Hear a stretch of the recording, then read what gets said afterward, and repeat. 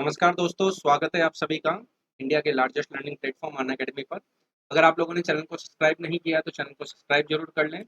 ये चैनल जो है आपके राजस्थान के जितने भी एग्जाम्स होते हैं उन सभी के लिए डेडिकेटेड। चलिए स्टार्ट करते हैं। स्टार्ट करने से पहले अनअकैडमी से जुड़ने के कुछ बेनिफिट्स हैं, इनके बारे में हम डिस्कस करते हैं। रेगुलर क्लासेस के बारे में बात करूँ तो रात्रि 9 बजे आपको यहाँ पर क्लास अवेलेबल होती है, जिसको आप ज्वाइन कर सकते हैं। साथ ही मॉर्निंग में 7 बजे आपको स्पेशल क्लास अभी अवेलेबल है। अनअकैडमी से जुड़ने के लिए आपको सबसे पहले प्ले स्टोर में जाकर अनअकैडमी के लर्निंग ऐप को इंस्टॉल करना है। अपने आप को रजिस्टर्ड करना है, अपने रजिस्टर्ड मोबाइल नंबर से अपने गोल को सेलेक्ट करना है। जैसे आप राजस्थान एग्जाम्स की प्रिपरेशन कर रहे हैं तो आपको अपना गोल आरपीएससी सेलेक्ट करना है। बेनिफिट्स आपको यहाँ पर क्या अवेलेबल होते हैं? रेगुलर लाइव क्लासेज अवेलेबल है। लाइव क्लासेज में अपने डाउट्स जो है आप एजुकेटर के साथ में क्लियर कर सकते हैं। गोल्स में पार्टिसिपेट करके अपने आंसर्स को दे सकते हैं। सारे के सारे कोर्सेज जो अवेलेबल है वो स्ट्रक्चर्ड कोर्स है, मतलब कि कंप्लीट सिलेबस अनअकैडमी की टीम के द्वारा आपको यहाँ पर करवाया जाता है। टाइम टू टाइम खुद को इवैल्यूएट कर सके, इसलिए अनअकैडमी यहाँ पर आपको प्रोवाइड करवाती है लाइव टेस्ट एंड क्विजेस और अनलिमिटेड एक्सेस। जितने भी एजुकेटर्स हैं और जितने भी कोर्सेज हैं उन सभी को आप अनलिमिटेड टाइम के लिए एक्सेस कर सकते हैं। प्लस व फ्री कोर्स की अगर मैं यहाँ पर बात करूँ तो प्लस कोर्स में जहाँ आपको complete syllabus, unlimited practice test, unlimited PDF notes और regular doubt clearing sessions available होते हैं, वही ये सारी चीज़ें आपको फ्री में अवेलेबल नहीं है। इंडिया का जो है लार्जेस्ट लर्निंग प्लेटफॉर्म है। यहाँ पर आपको अवेलेबल होते हैं आंसर राइटिंग के सेशंस और साथ ही मेंटरशिप गाइडेंस जो इंडिया के टॉप एजुकेटर्स के द्वारा अवेलेबल होती है, जिनको आप जरूर ज्वाइन करें। जो सब्सक्रिप्शन नहीं ले सकते उनके लिए अनअकैडमी यहाँ पर प्रोवाइड करवाती है आपको फ्री स्कॉलरशिप टेस्ट। उस स्कॉलरशिप टेस्ट में फर्स्ट रैंकर को 100% स्कॉलरशिप है, सेकंड व थर्ड रैंकर को 50% और 4 से 25 रैंकर को 25% स्कॉलरशिप। और वही अगर हम यहाँ पर बात करें आरपीएससी का जो है 24 महीने का अगर आप सब्सक्रिप्शन लेते हैं तो 3 महीने के लिए फ्री। 24 महीने का सब्सक्रिप्शन 3 महीने के लिए आपको फ्री। कुछ न्यू बैच कोर्सेज हैं, इनको आप ज्वाइन कर सकते हैं। आप यहाँ पर देख सकते हैं आर एस प्रीलिम्स और मेंस के लिए और पटवार के लिए रिवीजन कोर्स। और जो स्टूडेंट यूपी, एमपी, बिहार व राजस्थान इनकी कंप्लीट प्रिपरेशन को एक साथ में करना चाहते हैं वह 10 BB रेफरल कोड के साथ में 1130 रुपये प्रति माह में कोर्स को ज्वाइन कर सकते हैं। स्वागत है आपका, जो भी यहाँ पर जुड़े हैं आप सभी का स्वागत है।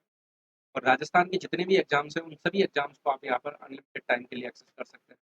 1 साल की फी की अगर हम यहाँ पर बात करें तो 1 साल की फीस मात्र आपकी 7,000 रुपये है और 2 साल की फीस जो है 8,400। में भी अगर आप 10 BB रेफरल कोड का इस्तेमाल करते हैं तो आपको ये कोर्स 6,300 और 7,560 रुपये में आपको ये कोर्सेज अवेलेबल होगा। 10 BB रेफरल कोड के साथ में आप आसान किस्तों में इस कोर्स को ज्वाइन कर सकते हैं। पहला प्रश्न जो है हमारा, निम्नलिखित में से कौन सा शहर नील नदी नदी के किनारे बसा हुआ है? तो इनमें से वे कौन सा शहर है जो नील नदी के किनारे बसा हुआ है? नैरोबी, अदिस अबाबा, खार्तूम और किन्शासा।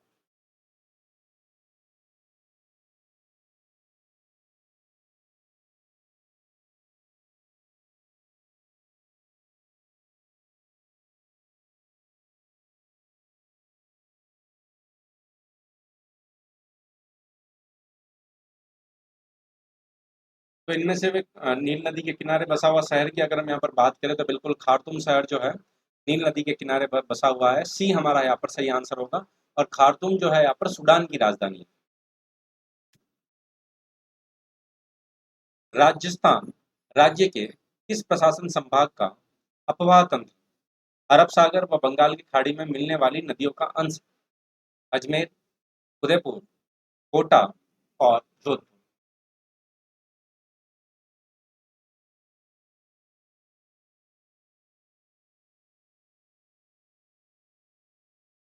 राजस्थान के किस प्रशासन संभाग का अफवाह तंत्र अरब सागर व बंगाल की खाड़ी में मिलने वाली नदियों का अंश है?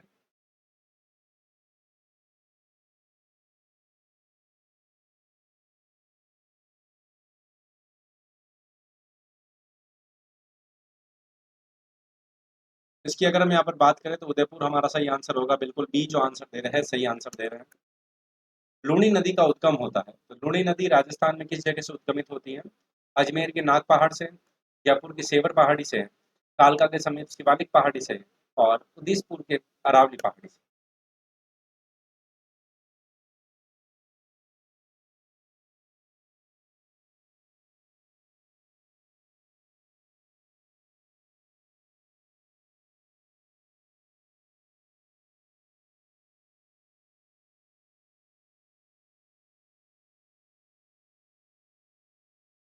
लूनी नदी का उद्गम कहाँ से होता है, ये आप लोगों को बताना है।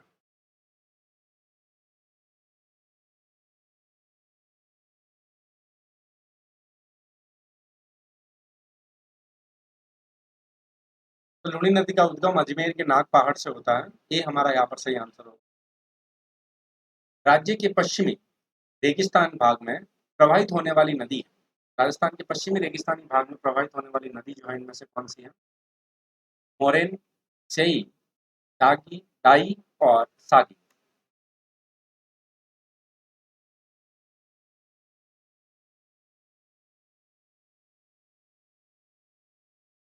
और जितने भी आप यहाँ पर जुड़े हैं, आप सभी का स्वागत है।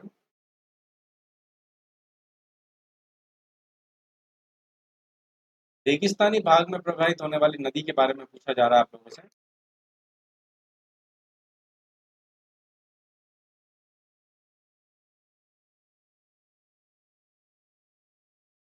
रेगिस्तानी भाग में जो है यहाँ पर सागी होगा, न कि डाई। राज्य में सर्वाधिक मिट्टी का अवनलिका अपरदन किस नदी के परिणाम स्वरूप होता है? मिट्टी का सर्वाधिक अवनलिका अपरदन जो है यहाँ पर इनमें से कौन सी नदी के द्वारा होता है? लूनी नदी, चंबल नदी, बनास नदी और माही नदी।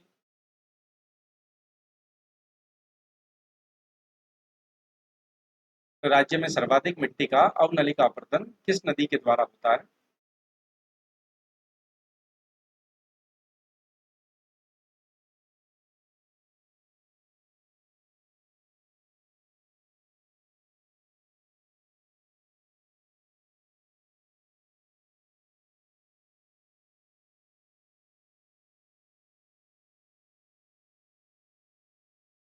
तो सर्वाधिक मिट्टी का अपरदन की अगर हम यहाँ पर बात करें तो बिल्कुल यहाँ पर बी जिन्होंने भी आंसर दिया है, चंबल नदी के द्वारा होता है, सही आंसर दे रहे हैं। राजस्थान के माउंट आबू को पारिस्थितिकी संवेदनशील क्षेत्र कब घोषित किया गया? इनमें से वे कौन सा सन है जब राजस्थान के माउंट आबू को पारिस्थितिकी संवेदनशील क्षेत्र घोषित किया जाता है? 2005, 2011, 1980 और 2008।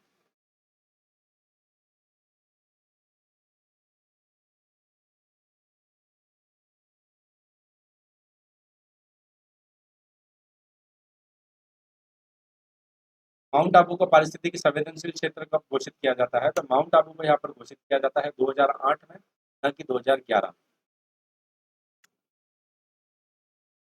तेंदुपत्ते का राष्ट्रीयकरण कौन से वर्ष में किया गया? कौन सा सन है जब तेंदुपत्ते का जो है यहाँ पर राष्ट्रीयकरण किया गया? 1967, 1964, 74, 1988 और सन 2000। तेंदुपत्ते का राष्ट्रीयकरण कौन से सन में किया जाता है, ये आप लोगों को बताना है।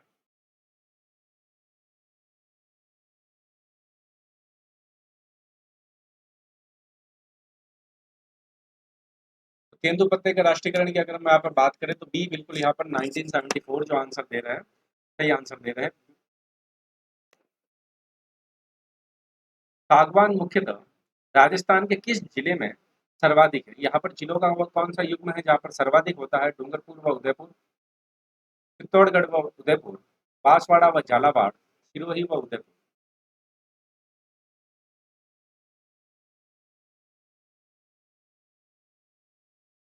सागवान जो है मुख्य रूप से राजस्थान के किस जिले में सर्वाधिक होता है?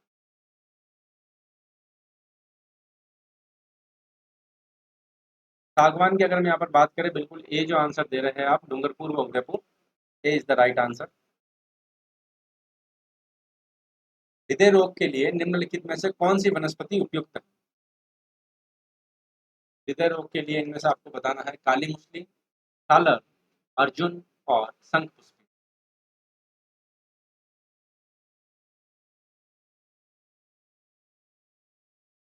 हृदय रोग के लिए कौन सी वनस्पति जो है उपयुक्त है, ये आप लोगों को बताना है।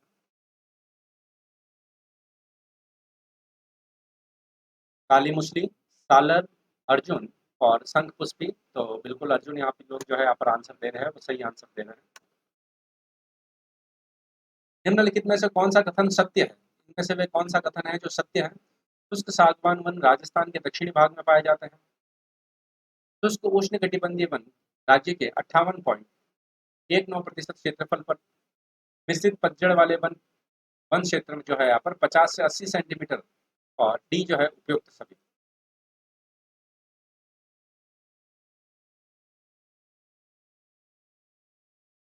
कौन सा स्टेटमेंट यहाँ पर सही है, ये आप लोगों से पूछा जा रहा है। सही की अगर हम यहाँ पर बात करें तो उपयुक्त सभी जो है हमारा यहाँ पर सही होगा। सबसे कम वन क्षेत्र राजस्थान के कौन से जिले में? इनमें से भी राजस्थान का भी कौन सा जिला है जहाँ पर सबसे कम वन क्षेत्र हमको मिलता है? जैसलमेर, बीकानेर, चूरू और झुंझुनू।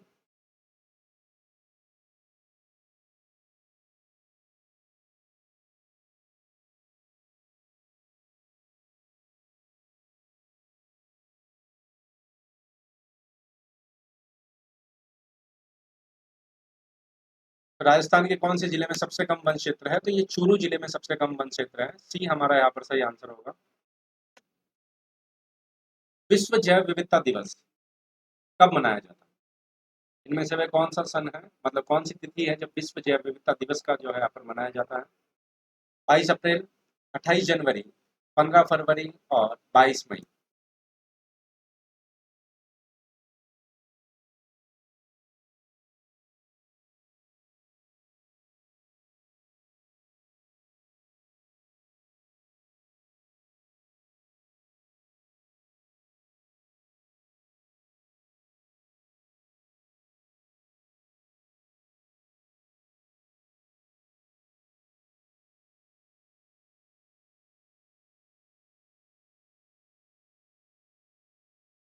विश्व जैव विविधता दिवस जो है कब मनाया जाता है? बिल्कुल 22 मई को मनाया जाता है। 22 मई को प्रत्येक वर्ष विश्व जैव विविधता दिवस मनाया जाता है। कौन से स्टेटमेंट सही है? सही स्टेटमेंट के बारे में आपको चुनना है। वन भूमि को बांधे रखते हैं, वन बाढ़ को नियंत्रित कर मिट्टी के कटाव को रोकते हैं, वायु के बहाव को नियंत्रित करते हैं, और वन वायु के वायु को प्रदूषण रहित व स्वच्छ रखते हैं। वन मानव जीवन के लिए बेहद उपयोगी।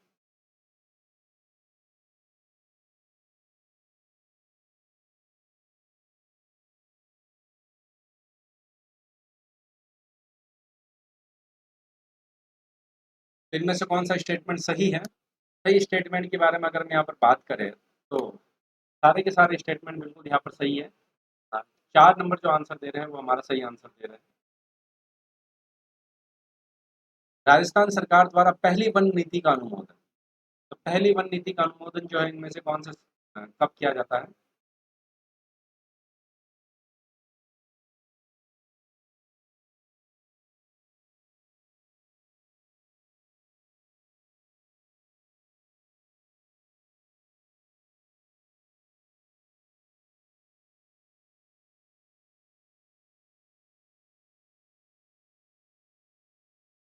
राजस्थान सरकार के द्वारा पहली वन नीति का अनुमोदन फरवरी 2010 में। बिल्कुल डी जो आंसर दे रहे हैं आप सभी सही आंसर दे रहे हैं। राजस्थान में वन मंडलों की संख्या कितनी? 8, 10, 12 और 14।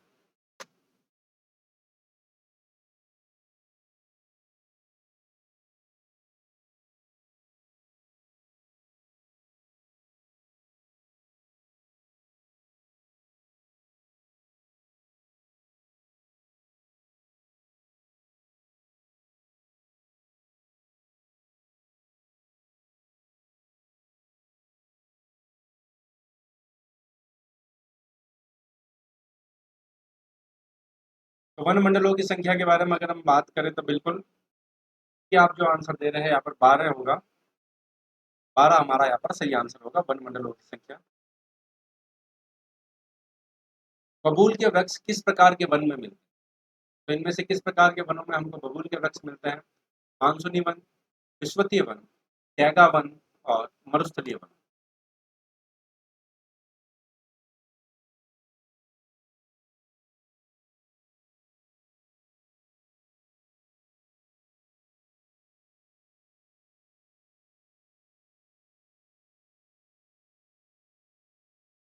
तो बबूल के वनों की अगर हम यहाँ पर बात करें तो बबूल के वृक्ष जो है मरुस्थलीय वन है। आप लोगों को पता है कटीले वन मिलते हैं जो हमारे राजस्थान में मिलते हैं हमको। निम्नलिखित में से कौन सी राजस्थान की सुगंधित घास जिसे पशु नहीं खाते? तो राजस्थान की वह कौन सी सुगंधित घास है जिसे नहीं खाते हैं? मोतियों, टुकड़ी, उपरोक्त दोनों और सेवण।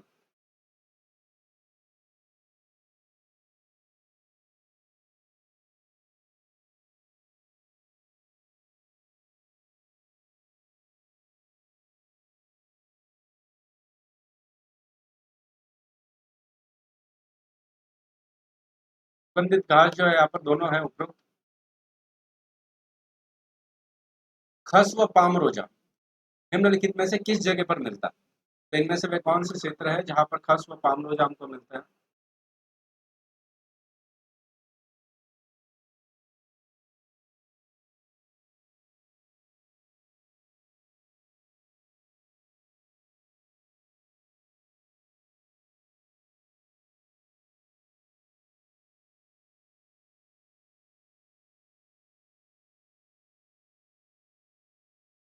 तो खस व पामरोजा हमको मिलता है भरतपुर में।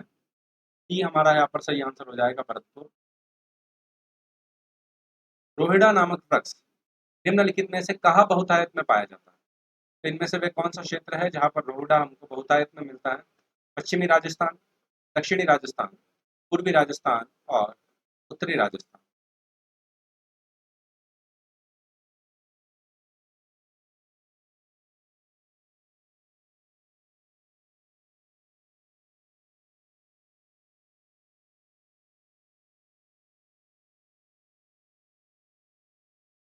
तो यहाँ पर अगर हम बात करें तो पश्चिमी राजस्थान में हमको रोहिड़ा जो है बहुतायत में मिलता है। किस नदी का उद्गम स्थल उदयनाथ की पहाड़ी है? तो इनमें से वे कौन सी नदी है जिसका उदय स्थल उदयनाथ की पहाड़ी है? रूपारेल, चंबल, गंभीरी और माही।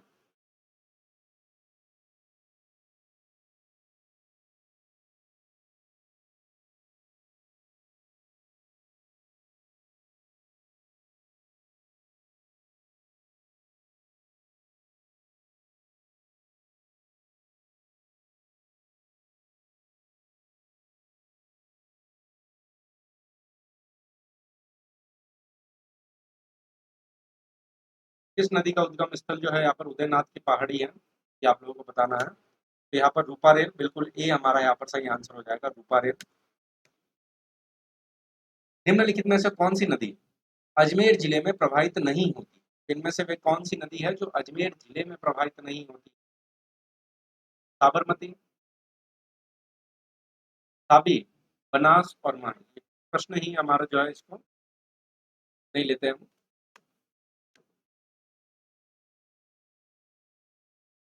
प्राचीन समय में चंद्रावती के नाम से प्रसिद्ध राज्य का भूभाग कौन सा था? चंद्रावती के नाम से प्रसिद्ध राज्य भूभाग कौन सा था यहाँ पर? जो जालोर व बाड़मेर के आसपास का भूभाग, सिरोही आबू का आसपास का भूभाग, उदयपुर राजसमंद व भीलवाड़ा के आसपास का क्षेत्र और डूंगरपुर व बांसवाड़ा का क्षेत्र।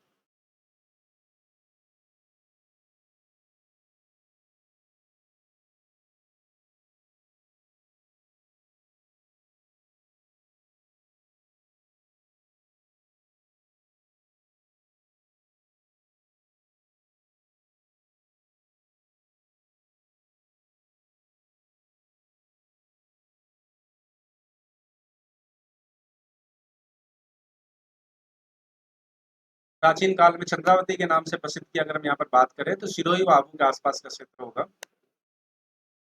अलवर को किस अन्य उपनाम से जानते हैं?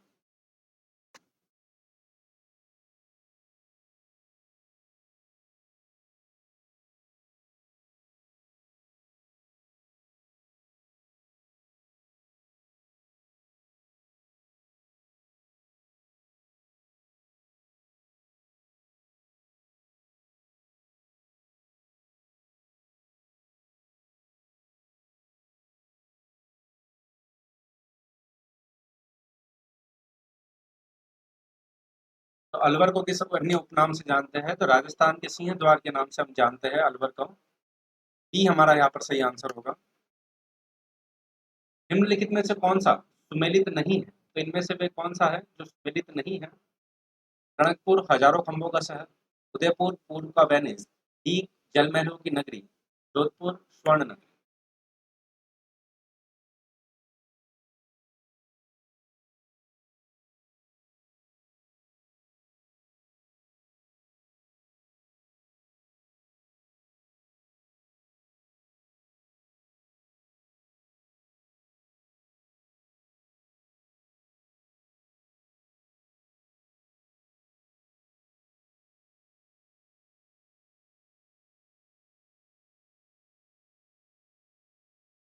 तो यहाँ पर स्वर्ण नगरी जो है जोधपुर नहीं जैसलमेर है। डी जो है हमारा यहाँ पर सही आंसर हो जाएगा। जोधपुर को जो है सूर्य नगरी के नाम से जानते हैं। कौन सा सुमेलित नहीं है, ये भी आपको बताना है। बांसवाड़ा सौ द्वीपों का शहर, अजमेर राजस्थान का हृदय, गंगानगर राजस्थान का अन्नागार, चित्तौड़गढ़ राजस्थान का जिब्राल्टर।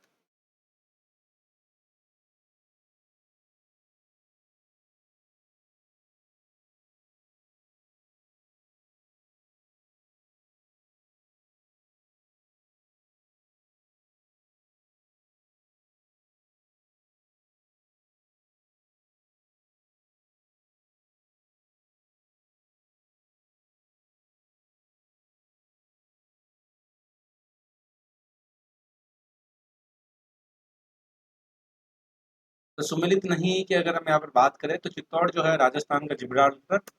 बिल्कुल डी जो है हमारा यहाँ पर सही आंसर होगा।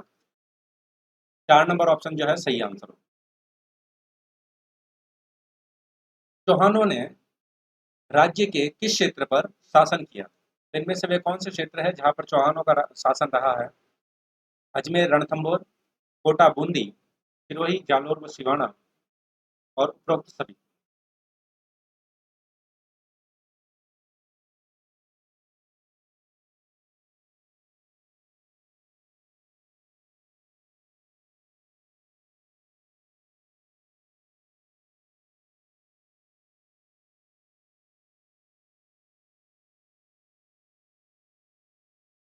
तो चौहानों ने राज्य के किस क्षेत्र पर शासन किया? चौहानों के द्वारा शासन की अगर हम यहाँ पर बात करें तो ये सभी जगह शासन करते हैं। यहाँ पर जितने भी दे रखे 1 2 3, तो बिल्कुल डी जो है हमारा यहाँ पर सही आंसर होगा, सभी जगह शासन करते हैं। धौलपुर रियासत पर किनका शासन था? तो इनमें से वे कौन है जिनका धौलपुर रियासत पर शासन था? कछवाहा वंश, जाट वंश, यादव वंश और भाटी वंश।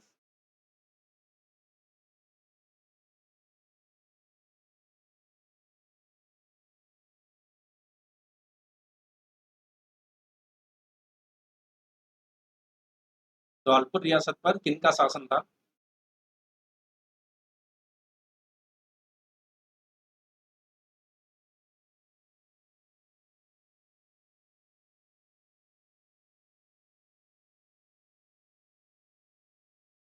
धौलपुर रियासत पर अगर शासन की अगर हम यहाँ पर बात करें, बिल्कुल आप सही आंसर दे रहे हैं, जाट वंश का शासन था।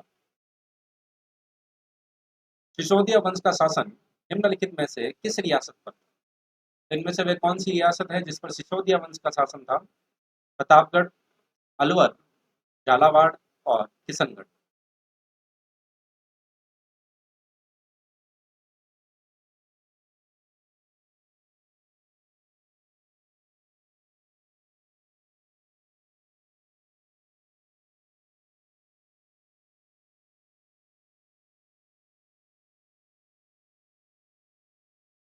तो सिसोदिया वंश का शासन की अगर हम यहाँ पर बात करें तो प्रतापगढ़ पे था।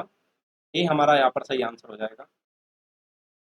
अहिछत्रपुर का वर्तमान नाम क्या है? अहिछत्रपुर का वर्तमान नाम इनमें से क्या है? बीकानेर, जयपुर, नागौर और तारागढ़।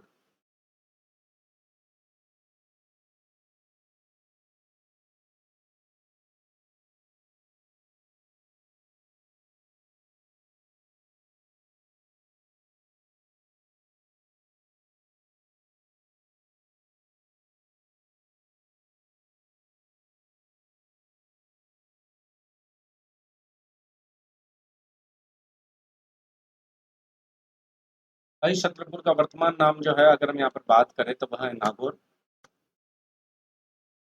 इस स्थल को राजस्थान के हरिद्वार कहा जाता है। तो इनमें से वे कौन सा स्थल है जिसे हम राजस्थान के हरिद्वार के नाम से जानते हैं? बेणेश्वर, सीता माता, रतकुंडिया और नाथ द्वारा। राजस्थान का हरिद्वार, जिसे हम मेवाड़ के हरिद्वार के नाम से भी जानते हैं।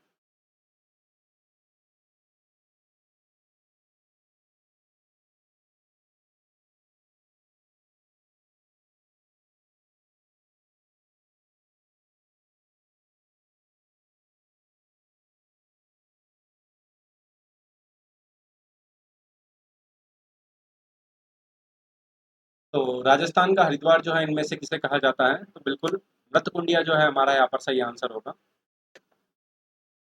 राजस्थान के पहले व एकमात्र राज प्रमुख इनमें से कौन रहे? महाराजा भवानी सिंह, उदयपुर महाराज भोपाल सिंह, उदयपुर महाराणा भीम सिंह और महाराजा सवाई मान सिंह। राजस्थान के पहले और एकमात्र राज प्रमुख इनमें से कौन रहे?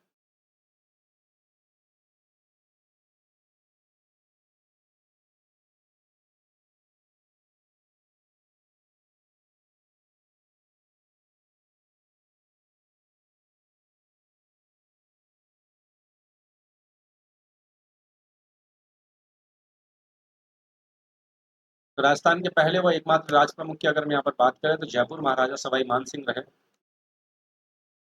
राजस्थान का पहला राज्यपाल, तो इनमें से वे कौन थे जो राजस्थान के पहले राज्यपाल रहे? सरदारा सिंह, सरदार गुरमुख निहाल सिंह, सरदार जोगिंदर सिंह और श्री दरबार सिंह।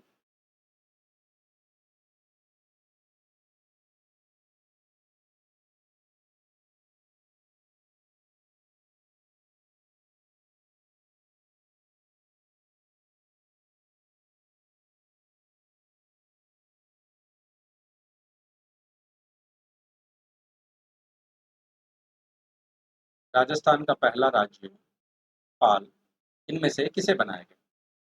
राजस्थान के पहले राज्यपाल की अगर हम यहाँ पर बात करें तो यहाँ पर बी बिल्कुल आंसर सही दे रहे हैं, गुरुमुख निहाल सिंह। 2 नंबर आंसर जो है हमारा यहाँ पर सही होगा। निम्नलिखित में से कौन सा पाकिस्तानी शहर भारत पाकिस्तान अंतर्राष्ट्रीय सीमा के सर्वाधिक नजदीक? कराची, हैदराबाद, लाहौर और मुल्तान।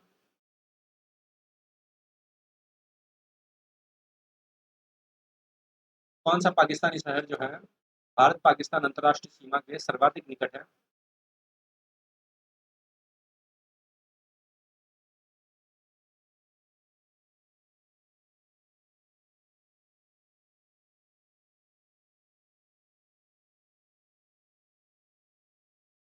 भारत पाकिस्तान सीमा के अत्यधिक नजदीक की अगर हम यहाँ पर बात करें तो बिल्कुल आप सभी जो है यहाँ पर लाहौर आंसर जो दे रहे हैं, सही आंसर दे रहे हैं।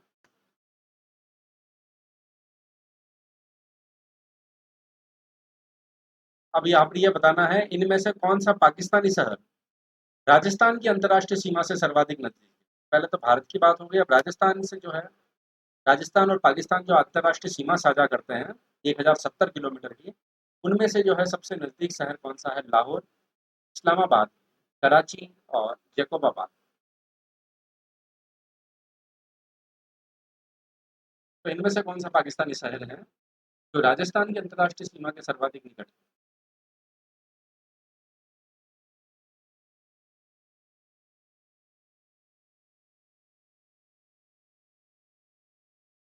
तो राजस्थान की अंतर्राष्ट्रीय सीमा के सर्वाधिक नजदीक की अगर हम यहाँ पर बात करें तो ये आपका होगा जैकोबाबाद।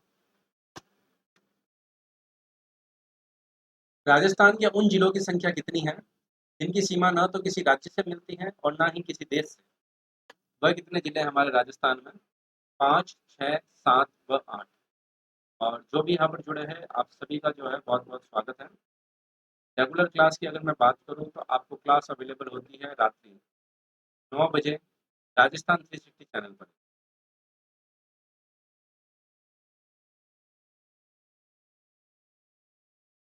राज्य के उन जिलों की संख्या कितनी है जो ना तो अंतर्राष्ट्रीय सीमा बनाते हैं और न ही अन्य राज्य के साथ में सीमा साझा करते हैं?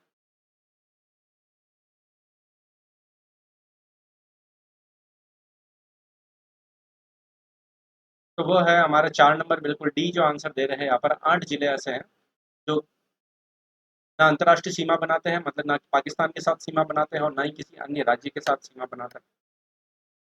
राजस्थान का पूर्व से पश्चिम की ओर विस्तार कितना है? तो इनमें से कितने किलोमीटर का विस्तार जो है राजस्थान के पूर्व से पश्चिम की ओर है?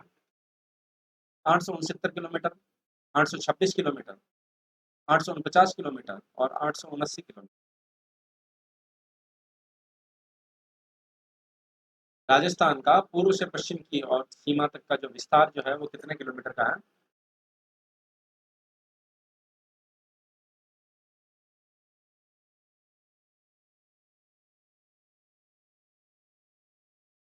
राजस्थान का पूर्व से पश्चिम की ओर सीमा की विस्तार की अगर हम यहाँ पर बात करें, बिल्कुल ए जो आंसर दे रहे हैं आप, 869 किलोमीटर, ए हमारा सही होगा। और उत्तर से दक्षिण की ओर की अगर हम यहाँ पर बात करें तो 8 to 6, ये हमारा नॉर्थ टू साउथ, और ये ईस्ट टू वेस्ट। राजस्थान के सर्वाधिक निकट स्थित बंदरगाह कौन सा? तो इनमें से वे कौन सा बंदरगाह है जो राजस्थान में सर्वाधिक निकट है? तूतीकोरन, कांडला, पारादीप और कोची।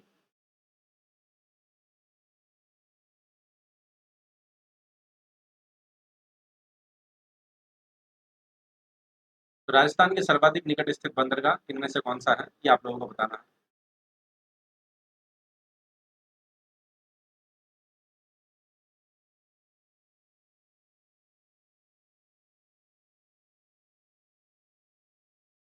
तो राजस्थान का सर्वाधिक निकट स्थित बंदरगाह की अगर हम यहाँ पर बात करें तो वो कांडला बंदरगाह है। 2 नंबर ऑप्शन जो है हमारा यहाँ पर सही आंसर होगा, कांडला बंदरगाह जो है यहाँ पर गुजरात में। राजस्थानी के रेगिस्तानी क्षेत्र प्राक ऐतिहासिक काल के किस भाग के अवशेष? गोंडवाना लैंड, अंगारा लैंड, कैथी सागर और न्यू फाउंडलैंड। राजस्थान के रेगिस्तानी क्षेत्र प्राक ऐतिहासिक काल के किस भाग के अवशेष हैं?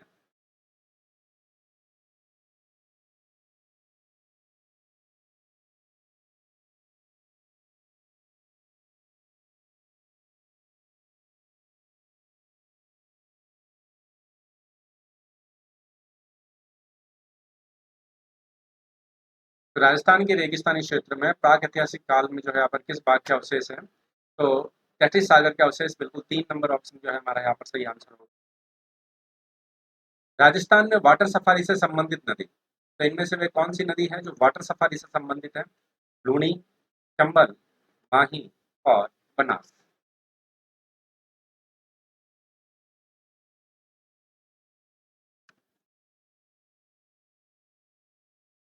राजस्थान में वाटर सफारी से संबंधित नदी जो है इनमें से कौन सी है?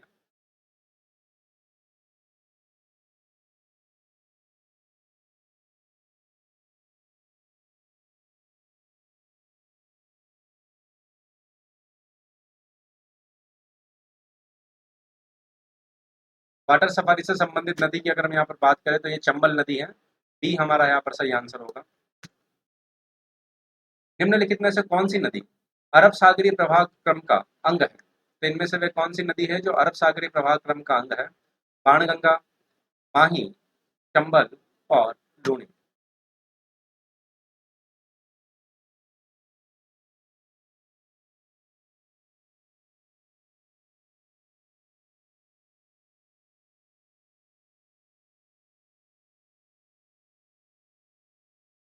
इनमें से वे कौन सी नदी है जो अरब सागरीय प्रवाह क्रम का अंग है?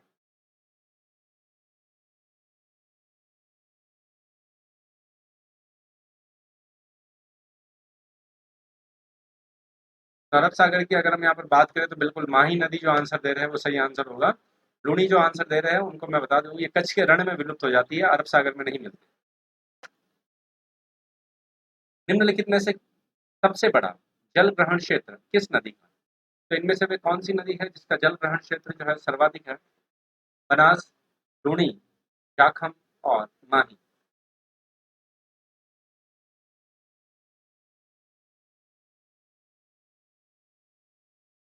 तो निम्नलिखित में से सबसे बड़ा जल ग्रहण क्षेत्र किस नदी का?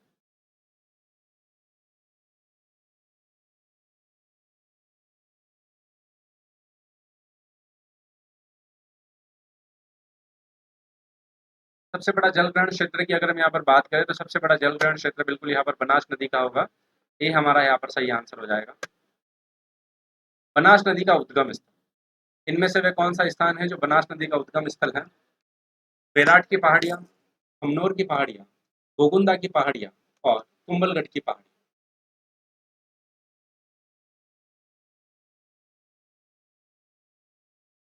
बनास नदी का उद्गम स्थल बताना है आप लोगों को।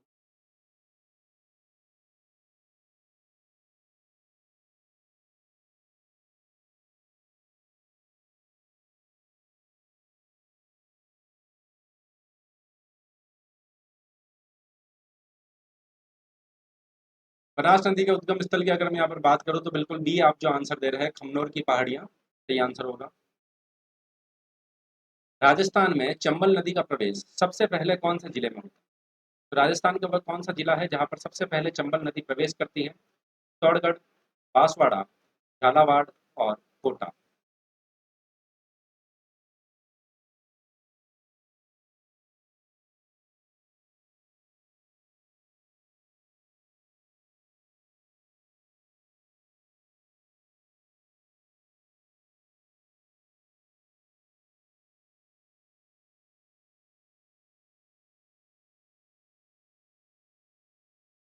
तो राजस्थान में चंबल नदी का प्रवेश इनमें से सबसे पहले किस जिले से होता है? सबसे पहले प्रवेश की अगर मैं बात करूँ तो वो चित्तौड़गढ़ जिले से होता है। राजस्थान में स्थित जलप्रपात, तो इनमें से वे कौन सा जलप्रपात है जो हमारे राजस्थान में स्थित है? जोग, मैनाल, धुआंधार और शिव समुद्र।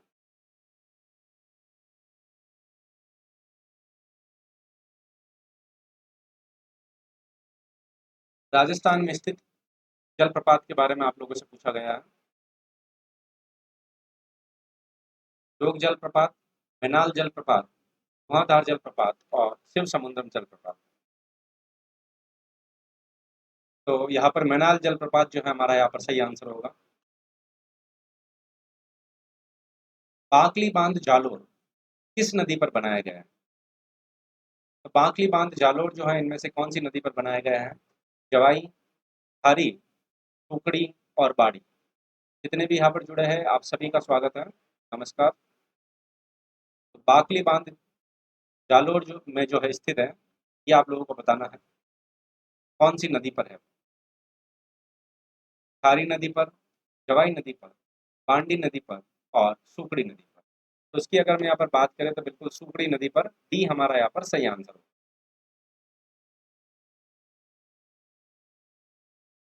किशोर सागर तालाब किस शहर में स्थित है?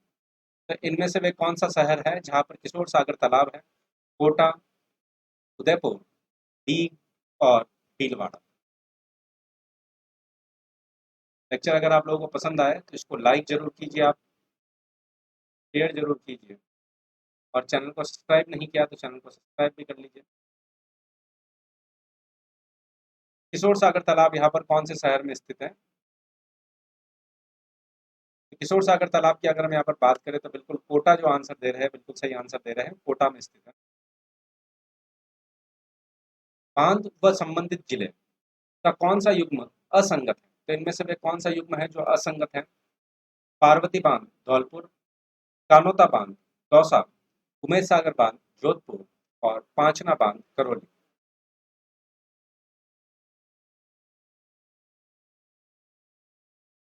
बांध व संबंधित जिले का जो युग्म है यहाँ पर कौन सा असंगत है, ये आप लोगों को बताना है। तो असंगत की अगर हम यहाँ पर बात करें तो असंगत बांध जो है हमारा यहाँ पर कानोता बांध दौसा नहीं होकर कानोता बांध जयपुर में। कौन सा जोड़ा गलत है? तो इनमें से वे कौन सा जोड़ा है जो गलत है? चिल्का झील उड़ीसा, पचपदरा, बालोतरा, लूणकरणसर, उचामण और सांबर झील जयपुर। पचपदरा को जो है इस प्रकार से भी लिखा जाता है।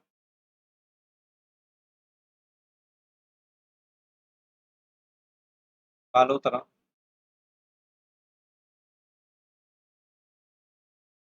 तो इनमें से कौन सा जोड़ा जो है यहाँ पर गलत है, गलत के बारे में आप लोगों से पूछा गया है, ये आपको बताना है। तो गलत जोड़े की अगर हम यहाँ पर बात करें तो बिल्कुल लूणकरणसर कुचामन में नहीं, बीकानेर में है।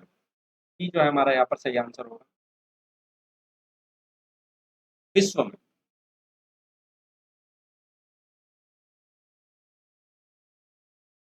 विश्व में दूसरी और एशिया में सबसे बड़े ताजे पानी की कृत्रिम झील कौन सी? मतलब किस जगह पर है, पहले तो सबसे पहले तो आपसे ये बताना है किस जगह पर है। उदयपुर में, जयपुर में, कोटा में और जोधपुर में। किस जगह पर है आप ये भी बता दीजिए आप मुझे कमेंट सेक्शन में। तो कहाँ पर है ये भी बता दीजिए। तो ये उदयपुर में है। अजीत सागर झील, तो इनमें से वे कौन सी जगह है जहाँ पर अजीत सागर झील स्थित है? झुंझुनू, उदयपुर, जोधपुर और बांसवाड़ा।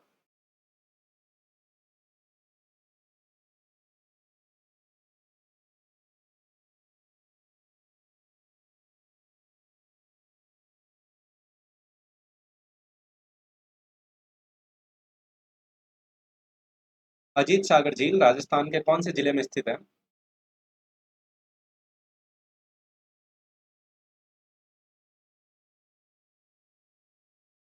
तो अजीत सागर की अगर हम बात करें तो बिल्कुल झुंझुनू जो है हमारा यहाँ पर सही आंसर होगा। गैप सागर झील किस जिले में? तो वे कौन सा जिला है जहाँ पर गैप सागर झील है? टोंक, अजमेर, डूंगरपुर और बांसवाड़ा।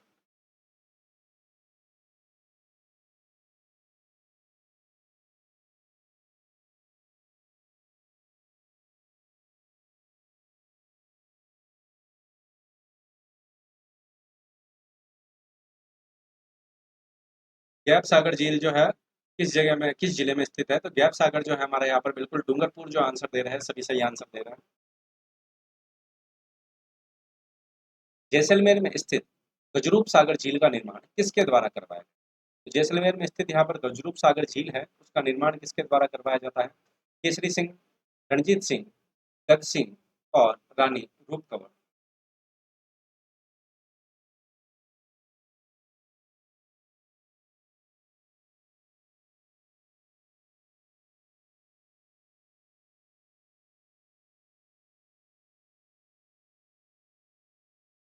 गजरूप सागर झील का निर्माण जो जैसलमेर में स्थित है, उसका निर्माण किसके द्वारा करवाया जाता है? तो गजरूप सागर झील का निर्माण बिल्कुल यहाँ पर ए सही आंसर है, केसरी सिंह जी के द्वारा करवाया जाता है। कनक सागर नाम से कौन सी झील प्रसिद्ध है? तो इनमें से वे कौन सी झील है जो कनक सागर के नाम से प्रसिद्ध है? मानसरोवर झील, कोलायत झील, दुगारी झील और फॉय सागर झील।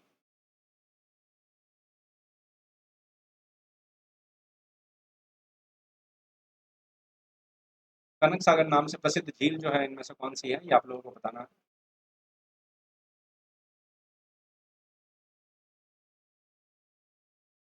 तो दुगारी झील है, सी हमारा यहाँ पर सही आंसर होगा।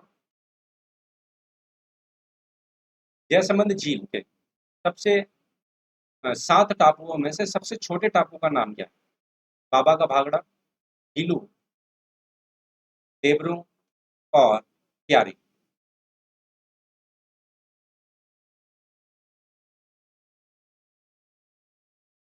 तो जयसमंद झील जो है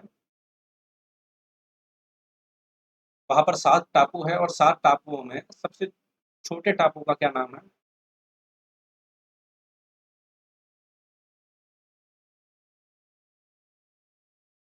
बाबा का भागड़ा, हीलू, देवरू और प्यारी। सबसे छोटे टापू का नाम जो है यहाँ पर प्यारी है और सबसे बड़े टापू का नाम जो है यहाँ पर बाबा का भागड़ा। जिगजैग बांध किस जिले में स्थित है? तो इनमें से वे कौन सा जिला है जहाँ पर जिगजैग बांध है? बूंदी, कोटा, झालावाड़ और डूंगरपुर।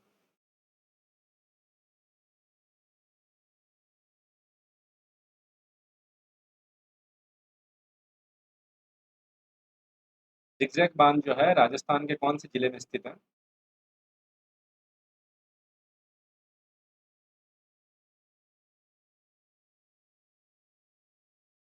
जिगजैग बांध की अगर हम यहाँ पर बात करें तो बूंदी में स्थित है, ये हमारा यहाँ पर सही आंसर होगा, बूंदी।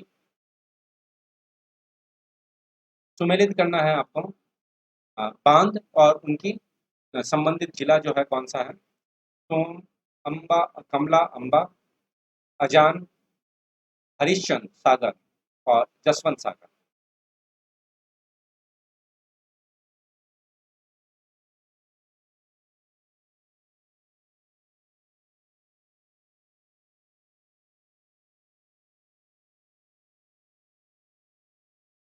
बिल्कुल यहाँ पर सी हमारा यहाँ पर सही आंसर होगा, बिल्कुल सी जिन्होंने भी आंसर दिया है सही है।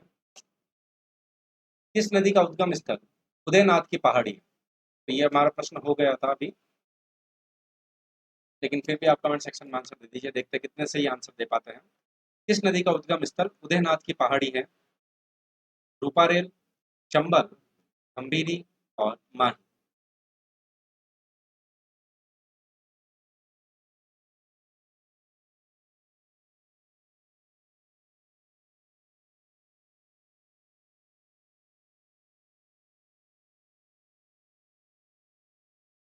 तो उद्गम स्थल यहाँ पर किस नदी का उद्गम स्थल उदयनाथ की पहाड़ी है? तो रूपारेल नदी। ये भी हमने कर लिया था। नेहरू गार्डन किस झील में? फतेह सागर, बालसमंद, पिछोला और नक्की।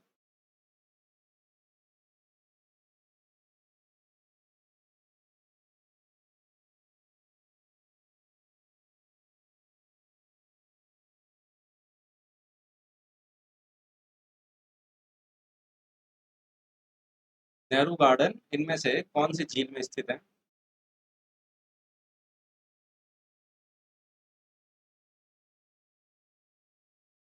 तो नेहरू गार्डन की अगर हम यहाँ पर बात करें तो फतेह सागर झील में स्थित है, ये हमारा यहाँ पर सही आंसर होगा।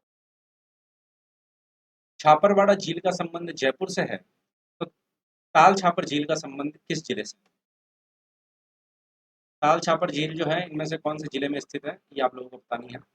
जब छापरवाड़ा झील का संबंध जयपुर से है, तो ताल छापर झील का संबंध इनमें से किससे है? चूरू से, झुंझुनू से, टोंक से और पाली से।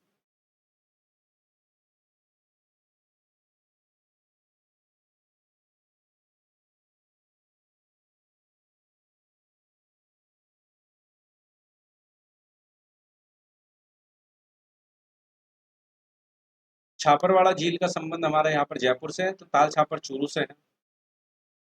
राजस्थान की किस झील का तला समुद्र तल से नीचा है? तो इनमें से वह कौन सी झील है जिसका तला समुद्र तल से नीचा है? आना सागर, फतेह सागर, जयसमंद और सांभर।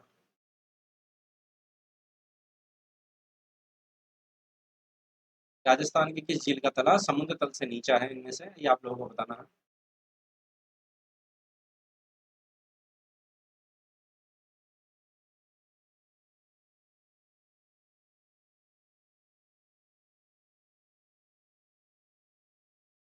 तो राजस्थान की अगर हम यहाँ पर बात करें तो राजस्थान की सांभर झील का तला जो है यहाँ पर इसके नीचे है समुद्र तल से। जवाई नदी लूनी की प्रमुख सहायक नदी है, वह लूनी नदी में किस ओर से मिलती है? जवाई नदी लूनी की प्रमुख सहायक नदी है, वह लूनी नदी में किस ओर से मिलती है? दाई ओर से, बाई ओर से, उत्तर दिशा से और दक्षिण दिशा से।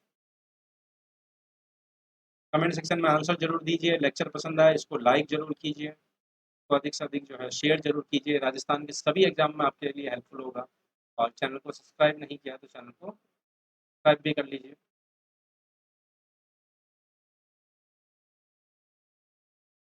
तो जवाई नदी जो है यहाँ पर लूनी नदी की प्रमुख सहायक नदी है, और ये कहाँ से मिलती है? तो ये बाई ओर से मिलती है। बिल्कुल डी हमारा यहाँ पर सही आंसर होगा, लेफ्ट हैंड साइड से मिलती है। चंबल नदी की सहायक नदियों में से कौन सी चंबल में सर्वप्रथम मिलती है?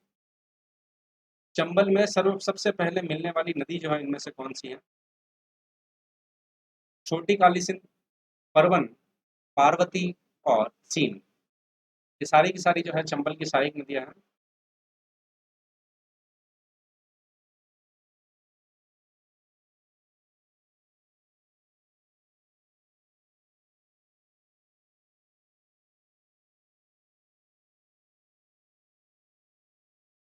तो यहाँ पर छोटी काली सिंध जो है हमारा यहाँ पर सही आंसर होगा। निम्नलिखित में से गोगुंदा के पठार से बहने वाली नदी, तो वह कौन सी नदी है जो गोगुंदा के पठार से बहती है? चंबल, बनास, माही और कोठारी।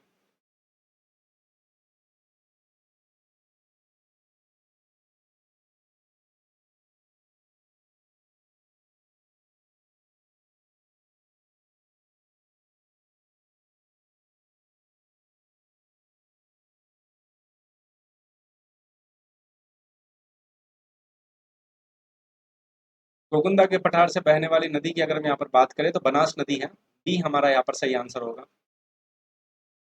तो उम्मीद करता हूँ आप लोगों को लेक्चर पसंद आया होगा। लेक्चर पसंद आए तो लाइक और शेयर जरूर कीजिए। जब भी अनअकैडमी का हिस्सा बने 1G0BB रेफरल कोड का यूज कर सकते हैं। फ्री स्पेशल क्लासेस भी आप जो है इस रेफरल कोड का उपयोग करके आप देख सकते हैं। लेक्चर पसंद आए तो इसको लाइक कीजिए, इसको शेयर कीजिए और अधिक से अधिक जो है शेयर कीजिए अधिक। और जो है चैनल को सब्सक्राइब नहीं किया तो चैनल को सब्सक्राइब कीजिए और बेल आइकन को प्रेस करेंगे तो आपको रेगुलर नोटिफिकेशन भी मिलते रहेंगे। तो thank you so much, thanks a lot, bye, take care.